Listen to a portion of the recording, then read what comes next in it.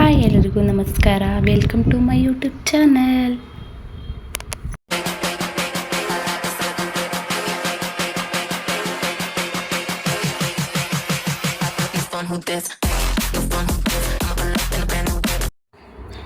Welcome back my channel. ಎಳ್ಬೀರು ಮಾಡಬೇಕಂದ್ರೆ ಅಷ್ಟೊಂದು ಈಸಿ ಅಲ್ಲ, ಏಕೆಂದರೆ ಎಲ್ಲ ಹೆಚ್ಕೋಬೇಕು ಒಂದರಿಂದ ಒಂದು. ಅಂದರೆ ಬೆಲ್ಲ ಹೆಚ್ಕೋಬೇಕು, ಅದಾದ ತಕ್ಷಣ ಕೊಬ್ಬರಿ ಹೆಚ್ಕೊಬೇಕು. ಬೆಲ್ಲ ಹೆಚ್ಚಿದ್ರೆ ಹೆಚ್ಬೋದು, ಕೊಬ್ಬರಿ ಹೆಚ್ಚೋಕ್ಕಾಗಲ್ಲ.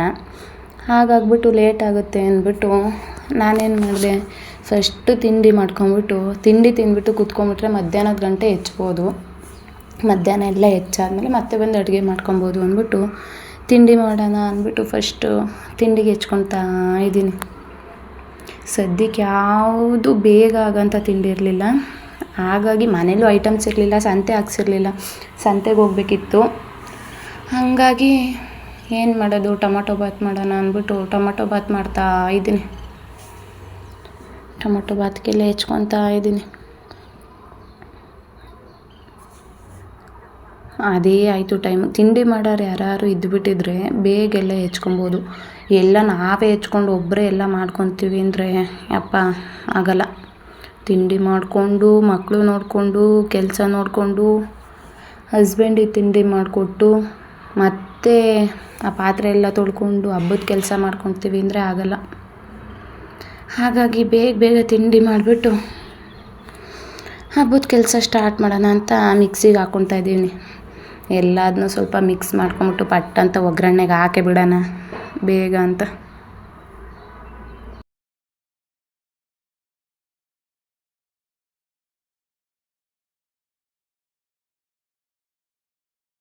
ಫೈನಲಿ ತಿಂಡಿ ಮಾಡ್ತಾಯಿದ್ದೀನಿ.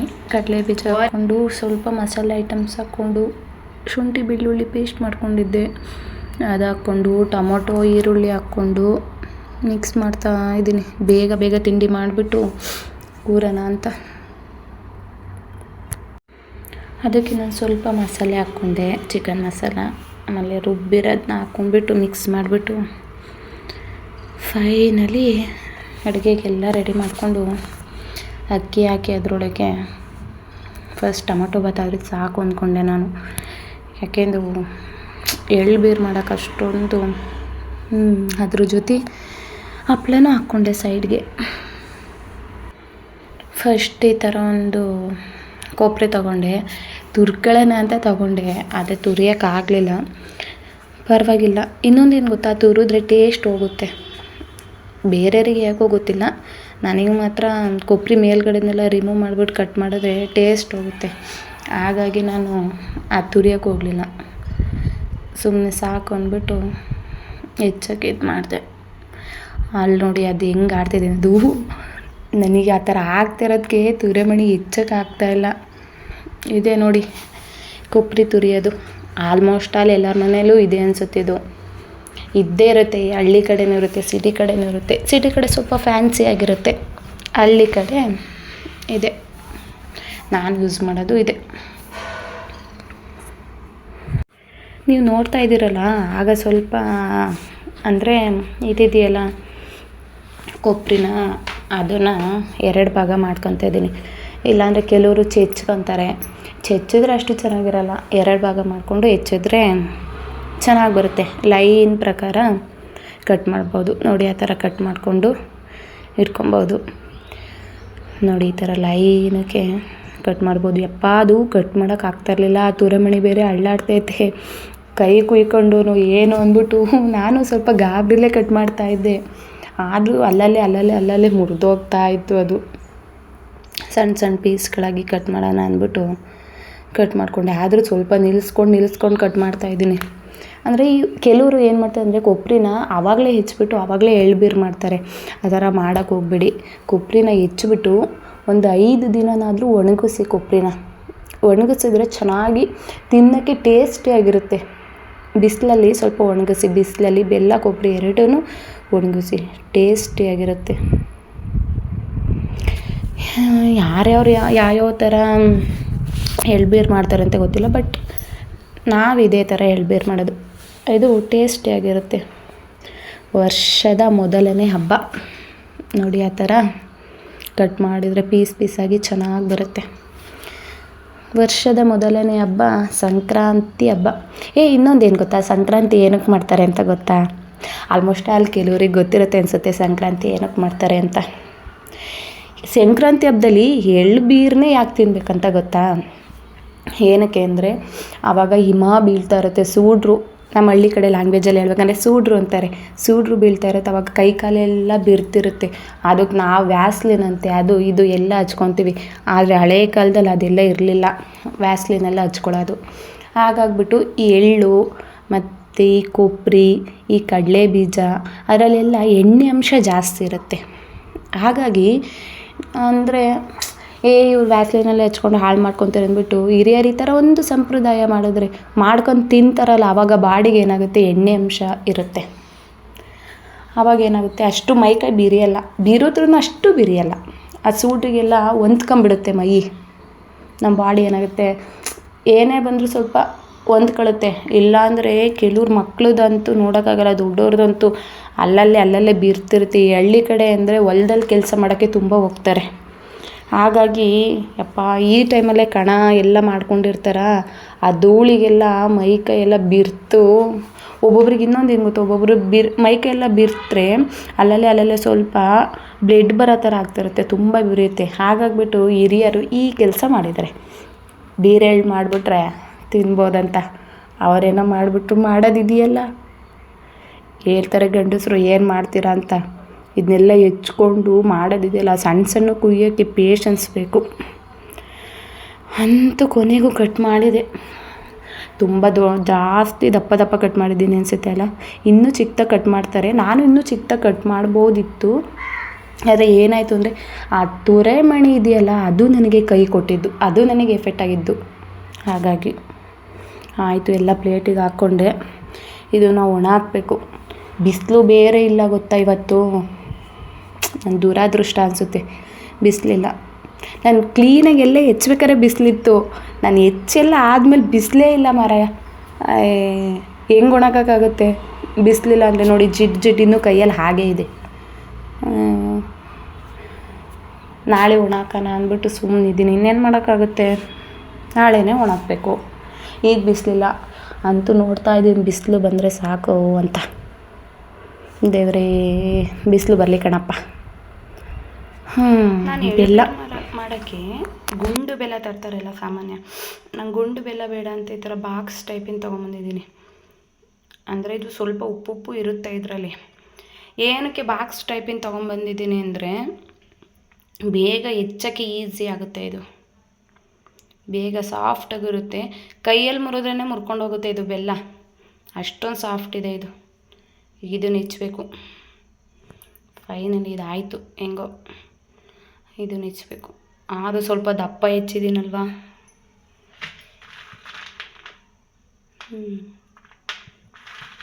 ಕೈಯೆಲ್ಲ ನೋವು ಬರುತ್ತೆ, ಹೆಚ್ಚೋಕ್ಕಾಗಲ್ಲ.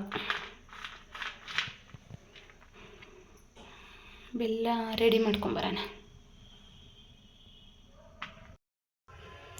ಫೈನಲಿ ಬೆಲ್ಲನೂ ರೆಡಿ ಆಯಿತು.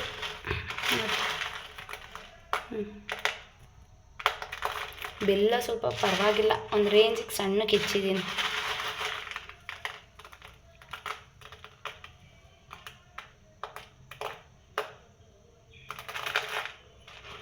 ನಾನು ತಂದಿರೋದು 1 kg ಎಳ್ಳು ಸಾಕಾಗುತ್ತೆ. 1 kg ಎಳ್ಳು, ಬೆಲ್ಲ, ಕೊಬ್ಬರಿ ಸಾಕು.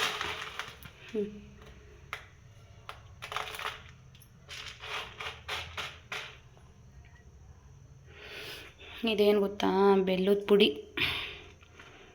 ನಾನು ಅವನ್ನೆಲ್ಲ ಹೆಚ್ಚಬೇಕಾರೆ ನೋಡಿ ಎಷ್ಟೊಂದು ಪುಡಿ ಆಗಿದೆ ಅಂತ.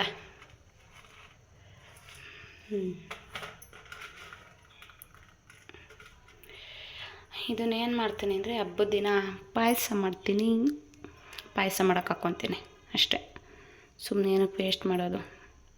ಇಲ್ಲಿ ಯಾರು 1 ರೂಪಾಯಿನೂ ಕೊಡೋಲ್ಲ. ಇನ್ನೂ ಬೇಕಾದ್ರೆ ನಿಮ್ಮ ಹತ್ರ ಇಸ್ಕೊಂತಾರೆ. 1 ರೂಪಾಯಿ ಫ್ರೀಯಾಗಂತೂ ಯಾರೂ ಕೊಡೋಲ್ಲ. ನಾವು ದುಡಿಬೇಕು, ತಿನ್ನಬೇಕಷ್ಟೇ. ಬೆಲ್ಲದ ಪುಡಿ ಮತ್ತು ಕೊಬ್ಬರಿ ಆಯಿತು. ಹೆಂಗೋ ಇದಕ್ಕೆ ಹಾಕೋಕ್ಕೆ ಏನೇನು ತಂದಿದ್ದೀನಿ ಗೊತ್ತಾ, ತೋರಿಸ್ತೀನಿ ಬನ್ನಿ. ಎಷ್ಟೆಷ್ಟು ಏನೇನು ತಂದಿದ್ದೀನಿ, ಏನೇನು ಹಾಕೋಕ್ಕೆ ಅಂತ. ಆಲ್ಮೋಸ್ಟ್ ಇವೇನಂತ ಗೊತ್ತಿರುತ್ತೆ. ಜೀರಿಗೆ ಕಾಳು ಇದೇನು ತುಂಬ ಜಾಸ್ತಿ ಹಾಕಲ್ಲ, ಸ್ವಲ್ಪ ಹಾಕ್ತೀನಿ. ಅದೇ ಟೇಸ್ಟ್ ಬರುತ್ತೆ ಅಂತ. ಜೀರಿಗೆ ಕಾಳು ಇಲ್ಲ ಅಂದರೆ ಸ್ವಲ್ಪ ಟೇಸ್ಟ್ ಕಮ್ಮಿ ಆಗುತ್ತೆ ಜೀರಿಗೆ ಕಾಳು. ಅದರೊಳಗೇ ಸುಣ್ಣದ ಕಲ್ಲು, ಅಂದರೆ ಅವ್ರು ಎಕ್ಸ್ಟ್ರಾ ಕಟ್ಟಿದ್ರು, ನಾನೇ ಒಟ್ಟಿಗೆ ಹಾಕಿಸ್ಕೊಂಬಂದೆ. ಏನೇನು ಮಿಕ್ಸ್ ಮಾಡ್ಬೇಕಾದ್ರೆ ಒಟ್ಟಿಗೆ ಹಾಕಲೇಬೇಕಲ್ಲ ಅಂತ.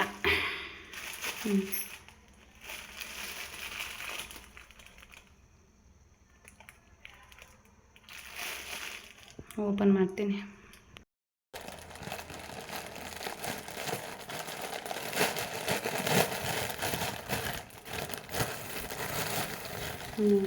ಜೀರಿಗೆ ಕಾಳು ನೋಡಿ.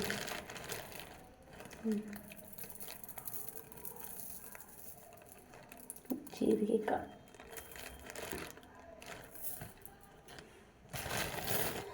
ಸುಣ್ಣದ ಕಲ್ಲೇ ಜಾಸ್ತಿ ತಂದಿಲ್ಲ ನಾನು, ಸ್ವಲ್ಪ ತೊಗೊಂಬಂದಿದ್ದೀನಿ ಸುಣ್ಣದ ಕಲ್ಲು.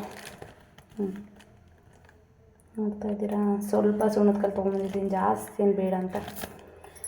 ಸಂಕ್ರಾಂತಿ ಹಬ್ಬ ಬಂತು, ಪ್ರಿಪ್ರೇಷನ್ ಮಾಡಬೇಕಂದ್ರೆ ತಲೆ ಕೆಟ್ಟೋಗುತ್ತೆ. ಒಂದು ವಾರದಿಂದನೇ ಎಲ್ಲ ಹೆಚ್ಕೊಂಡು ಇಟ್ಕೊಬೇಕು, ಏಕೆಂದರೆ ಒಣಗಿಸ್ಬೇಕು ಅವನ್ನ. ಕೊಬ್ಬರಿನೂ ಬೆಲ್ಲನೂ ಒಣಗಿಸಿದ್ರೆ ಬಿಸಿಲಲ್ಲಿ ಎಷ್ಟು ಚೆನ್ನಾಗಿರುತ್ತೆ ಗೊತ್ತಾ. ಕೆಲವರು ಉರಿತಾರೆ ಕೊಬ್ಬರಿನ, ಎಳ್ಳು ಉರಿಲಿ ಪರವಾಗಿಲ್ಲ, ಕೊಬ್ಬರಿ ಉರಿಬಾರ್ದು, ಒಣಗಿಸ್ಬೇಕು, ಚೆನ್ನಾಗಿರುತ್ತೆ.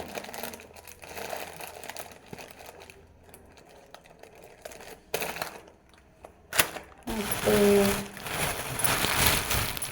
ಎಳ್ಳು, ಬಿಳೆ ಎಳ್ಳು ನೋಡ್ತಾ ಇದ್ದೀರಾ, ಕಾಣ್ತಾ ಇಲ್ಲ ಅನಿಸುತ್ತೆ. ಬಿಳೆ ಎಳ್ಳು ನೋಡಿ, ಎಳ್ಳು ತಂದಿದ್ದೀನಿ. ಅಂದರೆ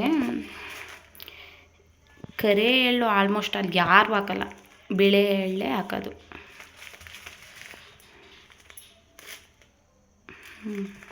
ಇದೇನು ಓಪನ್ ಮಾಡಿ ತೋರಿಸೋ ಅವಶ್ಯಕತೆ ಇಲ್ಲ, ಮಾಮೂಲಿ ಇನ್ನೇನು ಎಳ್ಳು ಹೆಂಗಿರುತ್ತೆ ಅಂತ ಎಲ್ರಿಗೂ ಗೊತ್ತಿರುತ್ತೆ. ಎಳ್ಳು ಸಂಕ್ರಾಂತಿ ಹಬ್ಬಕ್ಕೆ ಪ್ರಿಪ್ರೇಷನ್. ಜೀರಿಗೆ ಕಾಳು, ಎಳ್ಳು, ಕೊಬ್ಬರಿ ಮತ್ತು ಬೆಲ್ಲ. ಇನ್ನೊಂದೇನು ಗೊತ್ತಾ, ಇದಕ್ಕೆ ಕಡಲೆ ಬೀಜ ಆ್ಯಡ್ ಮಾಡಬೇಕು. ಕಡಲೆ ಬೀಜ ಮತ್ತು ಕಡಲೆ ನಾನು ಅವತ್ತು ಮರೆತೆ ತೊಗೊಂಬರೋದು. ನಾನೇನು ಅಂದ್ಕೊಂಡೆ ಅಂದರೆ ಮನೇಲೇ ಕಡಲೆ ಬೀಜ ಇದೆಯಲ್ಲ, ಇನ್ನೇನಕ್ಕೆ ಕಡಲೆ ಬೀಜ ಅಂತ ಬಂದೆ. ಮನೇಲಿ ಬಂದು ನೋಡಿದ್ರೆ ಇಷ್ಟೇ ಇರೋದು ಕಡಲೆ ಬೀಜ. ಸಂಕ್ರಾಂತಿ ಹಬ್ಬ ಬರುತ್ತೆ, ತಿಂಡಿಗೆ ಆಗಿರುತ್ತೆ ಇದು ಕಡಲೆ ಬೀಜ. ತೊಗೊಬರ್ಬೇಕು. ಕಡಲೆ ಬೀಜನ ಹುರಿದು ಅದನ್ನು ಕೈಯಲ್ಲಿ ಈ ಥರ ರಬ್ ಮಾಡಬೇಕು, ಆವಾಗ 2 ಹೋಳಾಗುತ್ತೆ. ಕಡಲೆ ಬೀಜನ ಒಂದಿನ ಒಣಾಕಬೇಕು, ಚೆನ್ನಾಗಿ ಬರುತ್ತೆ ಒಣಾಕಿದ್ರೆ ಕಡಲೆ ಬೀಜನ.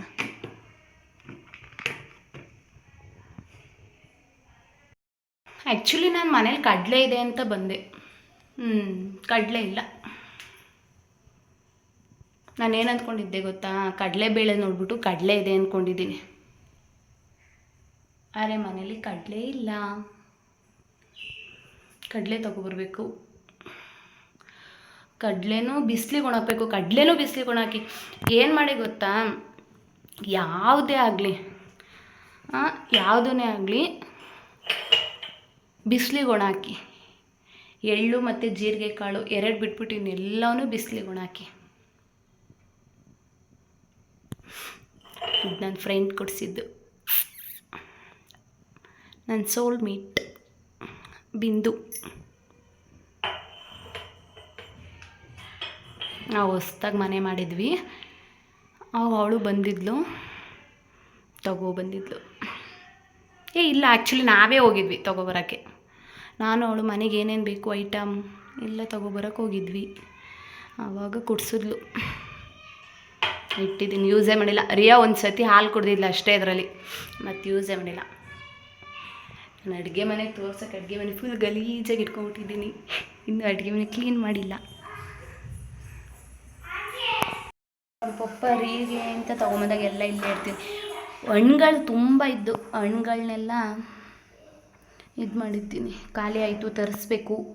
ಹಬ್ಬಕ್ಕೆ ತರ್ಸೋಣ ಅಂತ ಸುಮ್ಮನಿದ್ದೀನಿ. ಸ್ಮಾಲ್ ಅಡುಗೆ ಮನೆ. ಆ ಕಡೆ ಎಲ್ಲ ತೋರ್ಸೋಕೆ ಹೋಗಲ್ಲ, ಅದೇನು ತೊಳೆದಿಲ್ಲ ಇನ್ನೂ. ಹಾಗಾಗಿ ಇದು ಮಾತ್ರ ತೋರಿಸ್ತೀನಿ. ಮೇಲ್ಗಡೆ ನಾನೇನು ಸಾಮಾನು ಇಟ್ಕೊಂಡಿಲ್ಲ. ಇಷ್ಟೇ ಸಾಕು, ಸಿಂಪಲ್ಲು. ಇಬ್ಬರಿಗೆ ಏನು ಇಟ್ಕೊಳ್ಳೋದು. ಗ್ಯಾಸ್, ಈ ಗ್ಯಾಸ್ ಹತ್ರ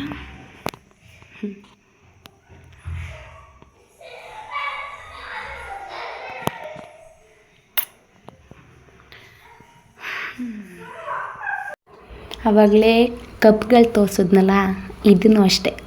ಆ ಎರಡನ್ನೂ ನನ್ನ ಸೋಲ್ಮೇಟೇ ಗಿಫ್ಟ್ ಮಾಡಿದ್ದು. ಇದೂ ನನ್ನ ಸೋಲ್ಮೇಟೇ ಗಿಫ್ಟ್ ಮಾಡಿದ್ದು.